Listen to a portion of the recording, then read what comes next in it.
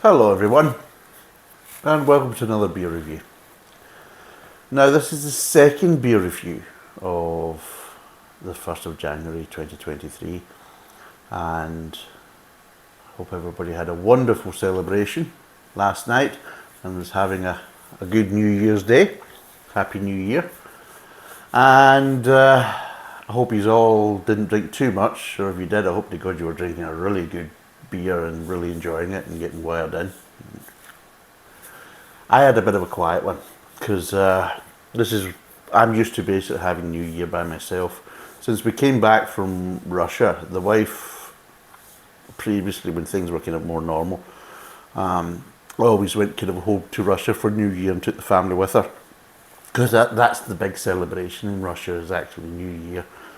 And of course they worked a different calendar because they're Russian Orthodox, so of course their Christmas doesn't fall on our kind of more modern. They work to the Julian calendar from the religious kind of festivals, which we used to do as well. And then of course it was all kind of changed under the Gregorian calendar. So we work to the Gregorian calendar now, whereas they still work to the Julian calendar. And to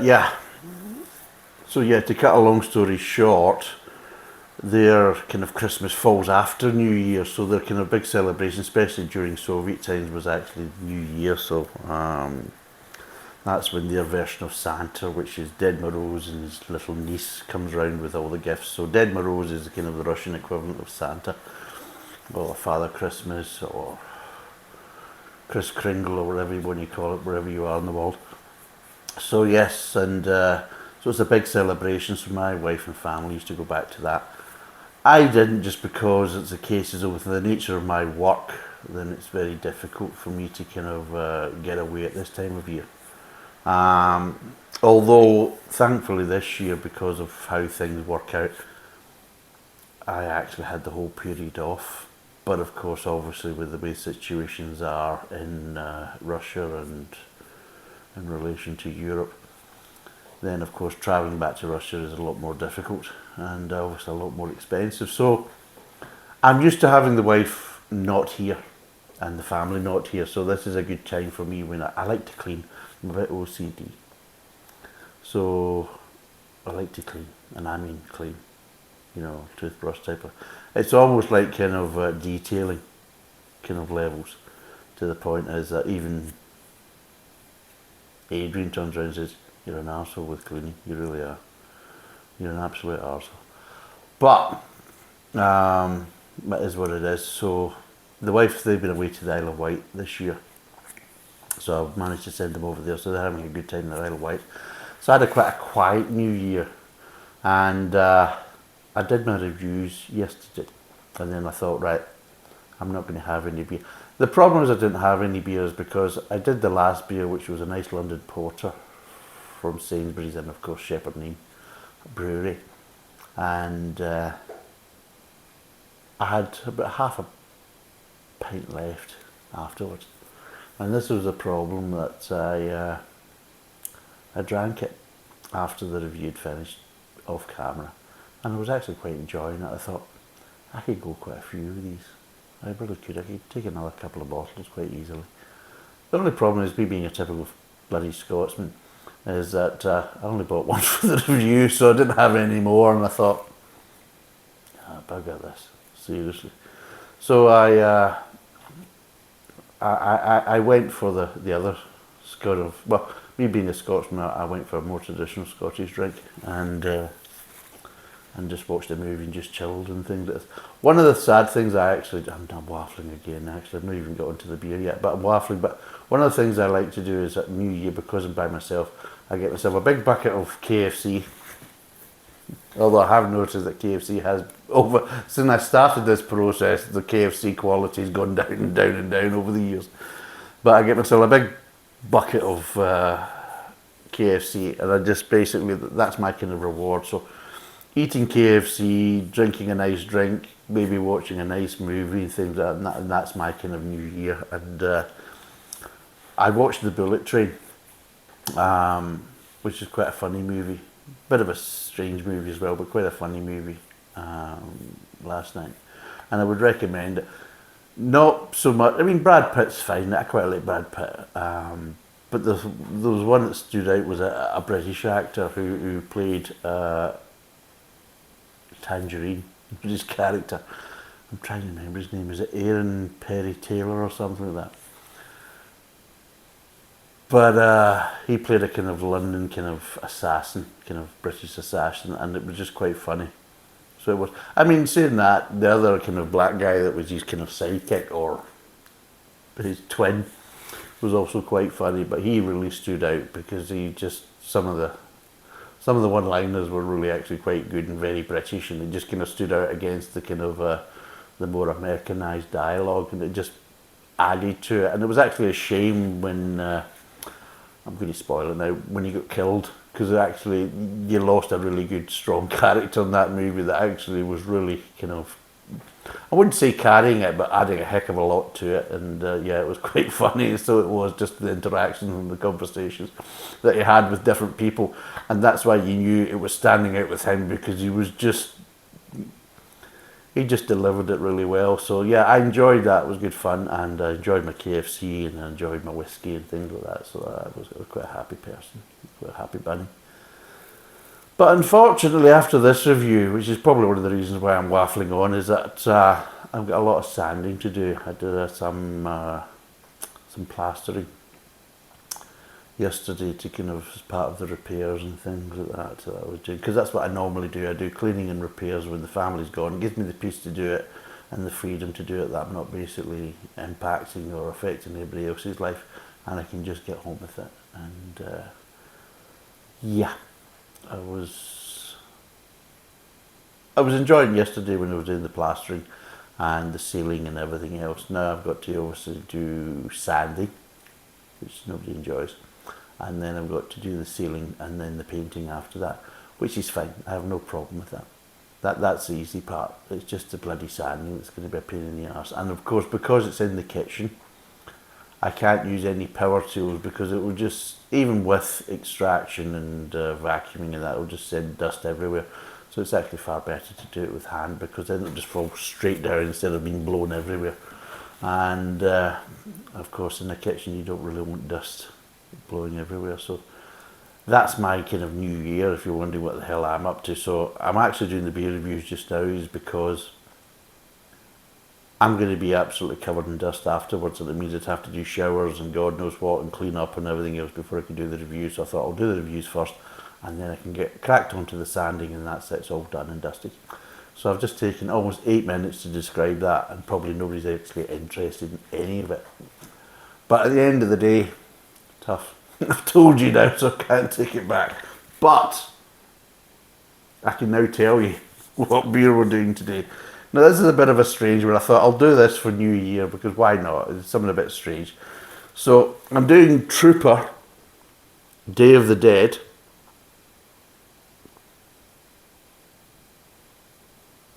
Now this is a collaboration with Bruce Dickinson out of, oh, what's the name of the band now? God. Seriously. I used to play this music too. Actually on the guitar, God. But anyway, Bruce Dickinson, and famous lead singer of that rock metal band, you know, Take Your Daughter to the Slaughter and all that type of stuff. Oh God, that's annoying me now. How the heck do you forget that? Seriously, it'll come to, and you're probably, if you're actually looking at it, you're all screaming at your televisions or your computers thinking, yeah, arsehole! It's, you know what I mean? So yes, this is Trooper Day of the Dead. It's from Cheshire, England. It's 4.7% volume. There's a bit of spill in the back. So, Charge of the Light Brigade, which inspired Iron Maiden. There we go. Iron Maiden. Who the hell did I forget that? Seriously. Because I like Iron Maiden. I quite like Bruce Dickinson. He seems to be 50% nutter, 50% sane and intelligent person. And of course, he's got his own kind of pilot's license. In fact, he's actually got a commercial pilot license as well. And yeah, I just remember when they basically brought out the track Take Your Daughter to the Slaughter, and oh God, the media kind of adverse reaction to that one. Oh, they were evil personified when that came out, and I thought, I don't have a daughter, so I don't give a shit. Saying that though, I was probably old enough to have kids really. But anyway, so yeah, so the Charge of the Light Brigade, which inspired Iron Maiden song The Trooper, took place at the Battle of Balaclava in 1854.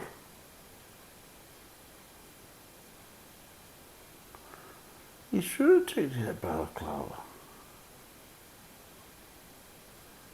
I'm trying to remember. Because I thought Balaclava was actually down in Yugoslavia. It was actually part of Croatia.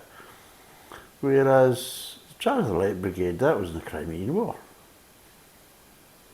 I'll stand corrected if I'm wrong, but my brain's thinking, no. But anyway, I might be wrong.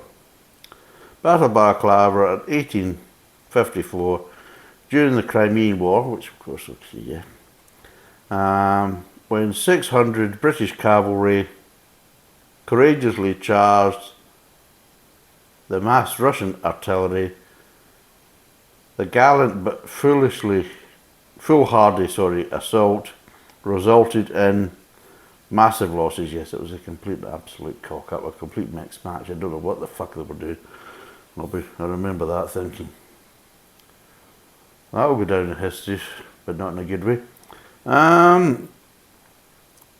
Let's see, so basically massive loss of life and came about due to misunderstanding of an order given by the commanding officer, Lord Raglan. There's a lot here. So this beer was launched in 2013. Trooper is an award-winning premium British beer that has sold over 15 million pints worldwide. Iron Maiden vocalist Bruce Dickinson worked with Robinsons to develop a beer which has true depth of character, malt flavours and citric notes from a unique blend of Bobic, Goldings and Cascade hops dominate this deep golden ale with a subtle hint of lemon. And there you go. So it's a 4.7%. Bruce Dickinson worked quite closely with the brewery, and I'll just give you the name. Robinson's basically brewery in Cheshire, and yeah, they came up with Trooper based on their song Trooper in relation to the Charge of the Light Brigade, which was the cavalry folly charge that they did. And yeah, you can see with it, this is the newer label. I think the original label was slightly different way back in 2013. This is the more kind of updated label, which is kind of more relation to the Iron Maiden kind of album covers and things like that. So there we go. So at least it is something interesting, a bit different today.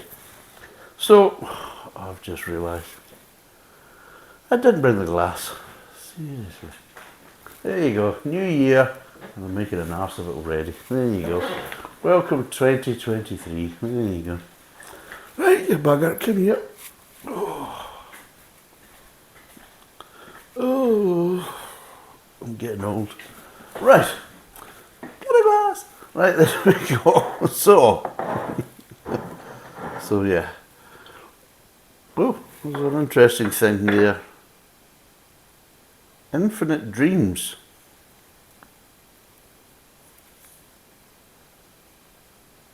(1989). So it's actually got the album kind of cover and the details of from Infinite Dreams album from Iron Maiden actually on the bottle cap. So there you go. Ho-ho! Something a wee bit interesting. If you're not into kind of rock music and heavy metal, you're probably thinking, don't give a shit. Where's my next can of Brewdog coming up? I'm joking. But anyway, let's pour it out and see what this is like. Now this is supposed to be a golden ale. Now I know some of the viewers don't really like golden ales. They like more kind of darker beers and things like this, and darker ales. So they're not a huge big fan of these type of things. So let's see what it's like. Just hold it up. It's actually slightly getting on towards more amberish rather than golden. It's quite a dark golden ale. So there you go, let's see what it smells like. I'm getting malt. Not really getting citrus, like they were saying. I'm not really getting so many hops. There's no real floralness to it. There's no real citrus to it in any way, shape or form. The main aromas is just nice kind of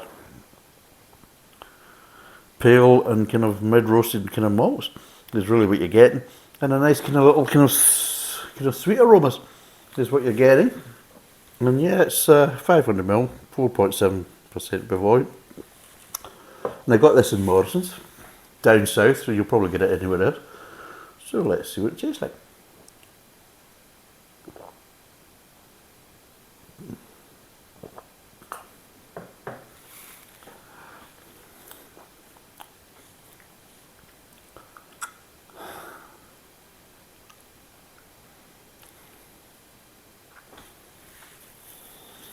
Well, if you look on the chart of the Light Brigade as not really being that much of a success, then I think they've emulated that into beer.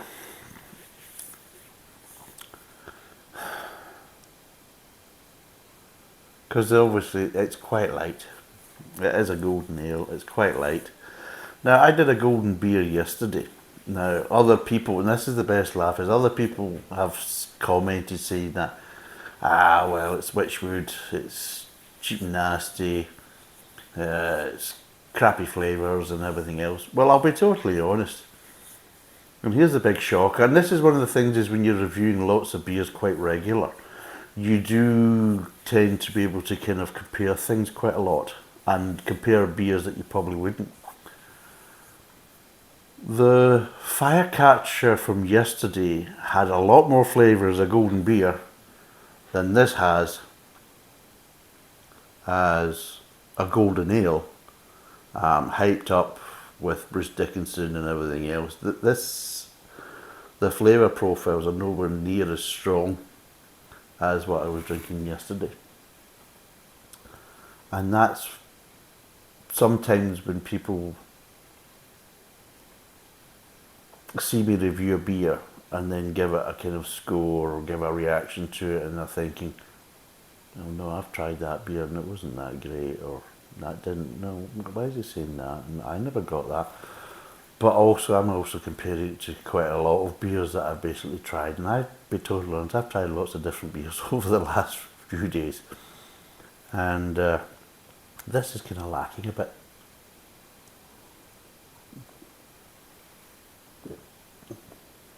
I mean, it's okay. But my really first impressions is there's a huge gap between the front of the mouth and the aftertaste. There's like a kind of like a no man's land going on, a kind of dead zone where it's just there's nothing really happening. And this is where I think people fall down with the Witchwood Brewery and some of the kind of Hobgoblin stuff and everything else coming from there.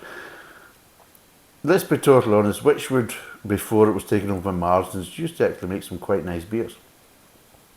The thing is, though, is that because of price and because they're kind of more kind of mainstream, people tend to kind of piss all over them, which is fine. I don't have any problem with that. But the thing is, though, I compare a lot of these things to more expensive beers and everything else, more kind of reputable, well, beers from reputable kind of breweries and everything else. And then you taste them, you're thinking, no. I mean, if you drink some of these kind of high-end beers on their own, great, fine. But if you're taking them straight after, you're thinking, wait a minute, this is actually lacking a bit compared to some of these. So it's where you wouldn't put certain beers side by side, and I'm not actually putting them side by side, but because as a case I've drunk them within the, you know, a period of a couple of days, then of course they're still within my memory to kind of compare them. You're thinking, well, that beer I drank 2 days ago is far better than this one, or it's got far more intense flavours. And this one, I wasn't obviously planning comparing it to Witchwood, but because the two of them were kind of like 24 hours apart, roughly, in fact less than 24 hours apart, I'm saying this is more watery lacking in flavour compared to the Firecatcher. And I'll be totally honest, the Firecatcher actually is a nicer beer to drink. And if I had a choice of, do you want Trooper or do you want Firecatcher? I'm sorry, I'm going to go for the Firecatcher because it's actually a nicer beer and there's more flavour to it. Regardless of, there's not beer snobbery to that. It's a case as though it's just reality. There was more flavour from the Witchwood offering than this. And I'll break down the flavours, but it's not going to take long.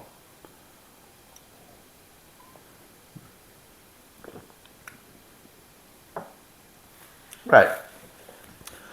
Starts off with a little bit of kind of malty sweetness, a little bit of grey at the start of the mouth. It actually starts off not too bad. I actually think, oh, this is okay, this is not too bad. It's not a flying start, it's not a running start, it's not a real strong start. It's just a nice gradual start, fine, okay, hopefully it builds on it, and that's where it goes wrong. Because you think, right, I'll move on to the mid-tongue and it'll start to kind of, build up, there we go, here we come. And it doesn't. It goes on to the mid-tongue and it just falls completely flat. You're getting little accents of grain, little accents of malty sweetness, but it's watery as hell. It really is. It's just bland, watery kind of no man's land. It really is. There's just nothing to really kind of... It's like, it starts up here at the mid-tongue and it really is. It's like almost like a ski slope. It just plummets in flavour on the mid-tongue to the point is it's bland as bollocks. It really is. It's quite dreadful in the mid-tongue. There's a bit of a rise in the aftertaste, but when you go into the aftertaste, it's just a bit of a rise. So even then, so you're there, it nosedives, and then it just slightly rises up a little bit in the aftertaste, but really, the strongest point is actually the front of the mouth. Front of the mouth is stronger. It just completely dissipates in the mid-tongue. It kind of rallies a bit in the aftertaste, which is just a little bit of bitterness, a little bit of malty sweetness, but it's just, apart from the front of the mouth, it just becomes watery from then on. I wasn't getting that with Firecatcher yesterday. No, I'm not a beer snob. If I paid a premium price for a beer and it's a good beer, great. If I paid a premium price for a supposedly a good beer, it turns out to be utter piss water, then I will call it out as that. Simple as that. But if I pay a cheap price for a beer, and let's be totally honest, cheap and cheerful, yeah, it's quite nice, ticks the boxes for the price, which you've got to take it into account, then yeah, it's the alright beer. Well done. This is more expensive than Firecatcher and a lot more hype and everything else.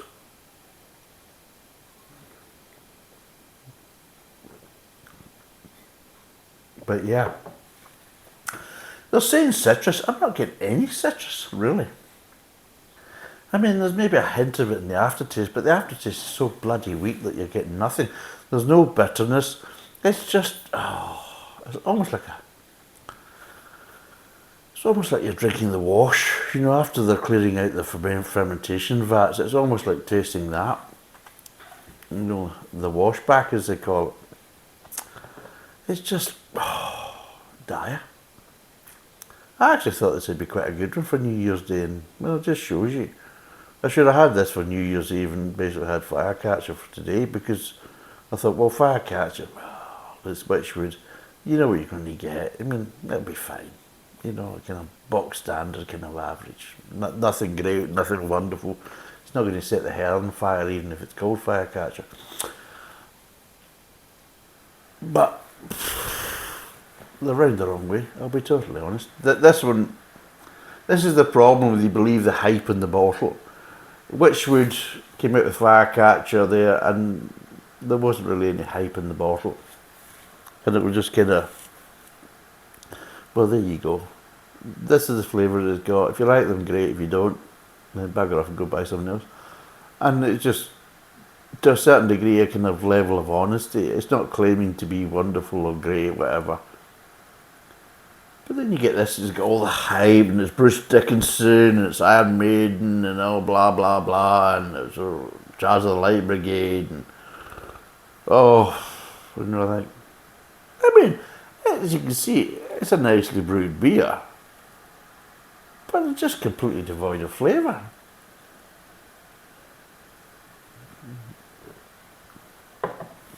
I mean, if you compare this to a distorted guitar, which I do play the guitar, and I do like distortion and things like that, and I like chorus and all wah pedals and all that. But if you compare this to distorted guitar, this is almost clean. It's almost a clean guitar with no distortion. And if it does, it's not through a distortion pedal, it's actually probably through just a little bit of distortion coming through the kind of amp, you know, just ranking up the gain and all that kind of stuff. So, yeah, I mean, it's nicely brewed, but it's just completely lacking of flavour. It's just marks out of 10.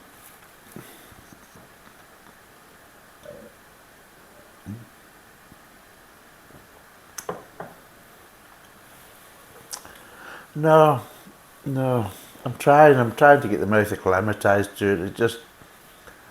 It's just not happening. It's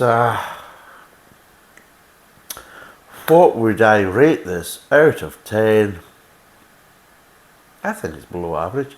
I think it's a 4. I'm honestly thinking it's 4 because it's not even meeting average, because it's just, I've never had a beer where it starts off really strong. Well, not really strong, but it starts off fairly strong, and then just nosedives, and then just, that's it, it never recovers. It's just, I honestly don't know how the brewers think, well, we discussed with the Bruce tasted it, he thought, yeah, that's alright. And then they tasted it, oh well, it's absolutely fine. So we'll bottle that and it's great. It's like, this is more important than this. Oh, shit. Well, that's something else that we have to clean up with. But at the end of the day, it seems to be the label's more important than what's in the bottle. And, Jesus, that's a hell of a lot that came out of there. Something else we're going to have to clean up. Well, this is not treacle. So yeah, I just find it completely lacking. So yeah, it doesn't even make an average. So it's not even an average beer. So yeah, 4 out of 10. It's 4.7% from the Robinson Brewery in Cheshire. It's a 500ml bottle. It's roughly about £2 a bottle. It's in conjunction with Iron Maiden and Bruce Dickinson. And I'll be totally honest, would I recommend it? No, I wouldn't recommend it, because I had a beer that was slightly ridiculed with the marks that I gave it yesterday. And all this has done is reinforced that the marks that I gave Firecatcher from the Witchwood Brewery yesterday was more than justified compared to this. I mean, more hype, more bollocks, more price, more everything. And I'll be totally honest, it's not as good in any way, shape or form. So yeah, I think, cut the beer snobbery, Firecatcher and other offerings from Witchwood are just a good average beer. But for the price of it and everything else, you've got to respect that. I mean, I can spend cheap money on a can of Foster's, or I can spend cheap money on a can of Golden Ale, or Hobgoblin Golden Ale, or Hobgoblin Ruby, and let's be totally honest, both of them are far superior beers to the likes of Foster's and Carling and all that set. So it's horses for courses. You have to really take everything into kind of account here. And I've just went for a beer that's a lot more expensive than Firecatcher and a lot more hyped on the label and everything else, and it's got celebrity endorsements and involvement and everything else, and it's just, but that's shit. It really is. It's just nowhere near where you would expect it to be with all the hype and the label and everything else. Well, it just shows you that Bruce Dickinson is probably a far better pilot and obviously a far better heavy metal singer and vocalist than he is a beer connoisseur. Because if it was me, I'd be sitting there thinking, no, nowhere near it, nowhere near it. Ramp it up, son. Not accepting that. So, anyway, that's 4.7%, 500ml, just over £2 a bottle. It's 4 out of 10, below average. Thanks for watching, cheers and bye for now. And have a good New Year's Day. And hope to God you're not drinking Trooper.